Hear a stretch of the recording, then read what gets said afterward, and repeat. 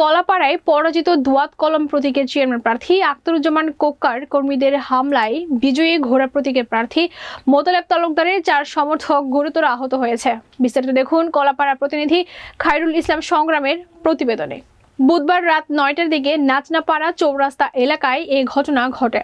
Police ও স্থানীয় সূত্রে জানা যায়, রাত 9টার দিকে বিজয়ী চেয়ারম্যান প্রার্থী মোতালেব তালুকদারের বাসভবনে তার সঙ্গে দেখা করে বাড়ি ফিরছিলেন সমর্থকরা।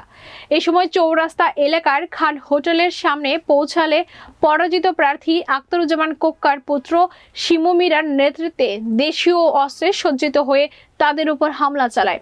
এতে 4 জন গুরুতর আহত হয়। পরে স্থানীয়রা তাদের উদ্ধার করে হাসপাতালে নিয়ে আসে। এর মধ্যে মোকসেদ ও সাইমুন ইসলাম নামের 2 জনকে উন্নত চিকিৎসার জন্য বরিশাল সেবাচিম হাসপাতালে প্রেরণ করা হয়েছে।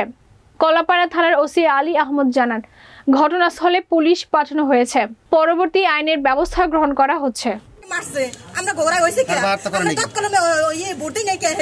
আমার নাম কি? আমার নাম শিরিন।